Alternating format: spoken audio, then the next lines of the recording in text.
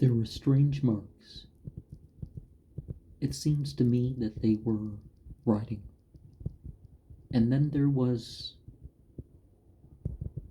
a square of orange squares. And then there was like a hive. Some stuff developed around the hive. A civilization, as it were, or city, or something like that. And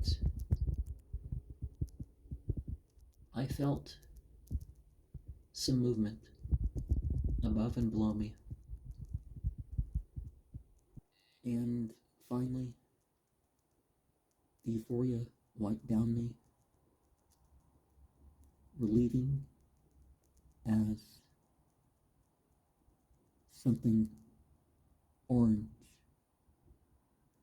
flew off from before me.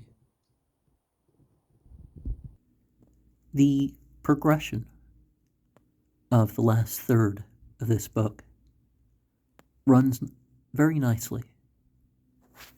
We have the origin of conspiracy theories in sort of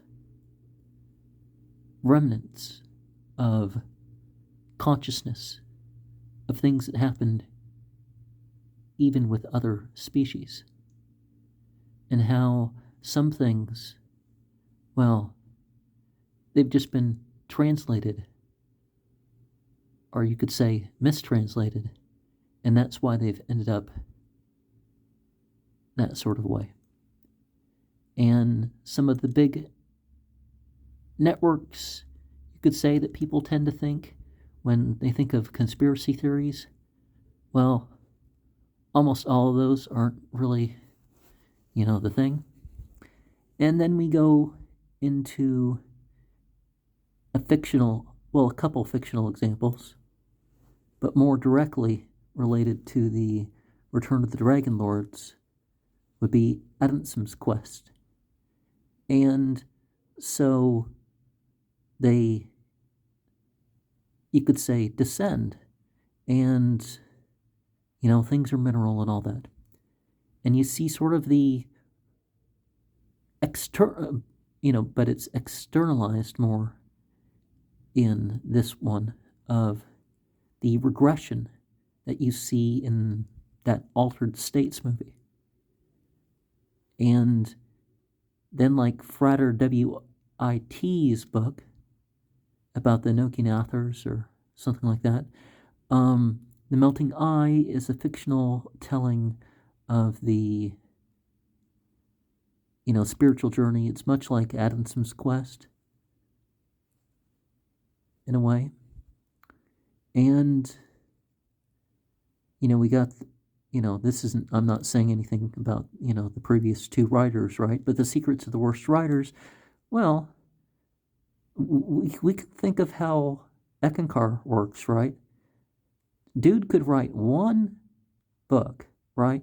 But instead he writes a bunch of long blathering books, really. And they're so undense that basically people put their own ideas and experiences and pull stuff out rather than the things actually being there. But, it has it compiles stuff from all over the place. But its actual teaching concentration is very, very brought out, right? But A.E. White, in his West Anglican curmudgeon, saying a long paragraph here, just one sentence here, a couple words here, and it turns into all this. But this is, obviously a lot more information dense than what you would see, and so you end up trying to understand that and how to write really long books. And, esoteric Hitlerism, as you could say, well,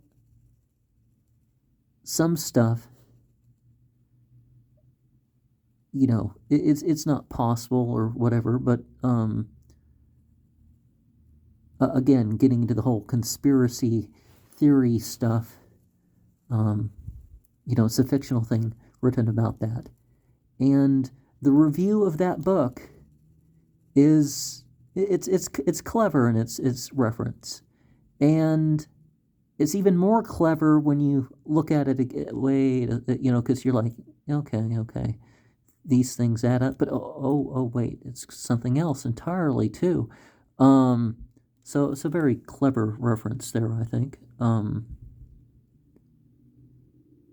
But of course, the thing wasn't really just about Hitler and if anything, the so-called esoteric Hitlerism stuff that people talk about. It's like, people reading Mein Kampf for its naughty power more than its esoteric power or whatever. The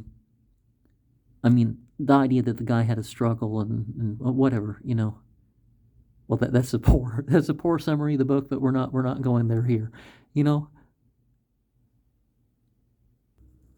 Mr. Runyon's humor is a bit vulgar at times. Like, I'm sure some of that introductory illustration of Return of the Dragon Lords is supposed to be funny. Certainly the comic about the guy in front of the mirror, because strange things doesn't mean that it's bad, right? Of course, some people treat life like that.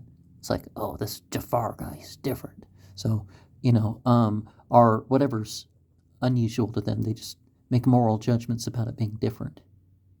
And let's not go there with anybody.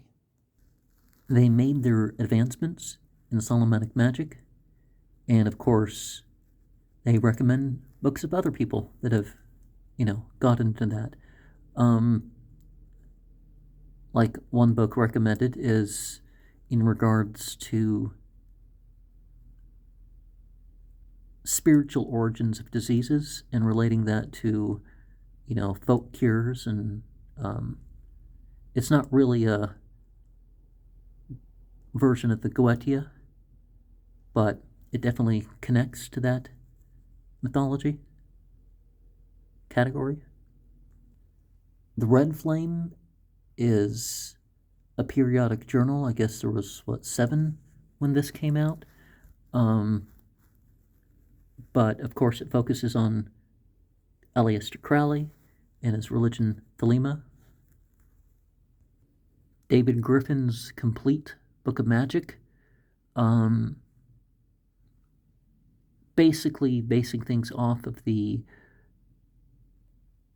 Golden Dawn interpretations and categorizations of the Enochian tablets, would put things in an area where it's not quite supported, and some things would have to be totally reworked as part of that.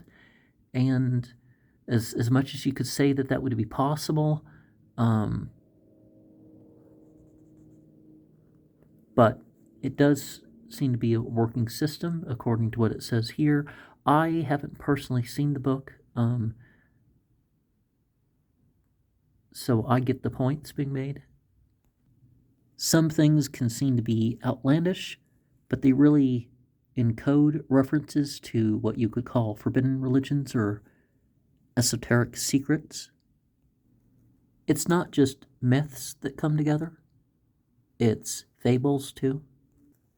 We can think of things in terms of symbolic attributes without looking at them and saying, well, this is this person's natal chart.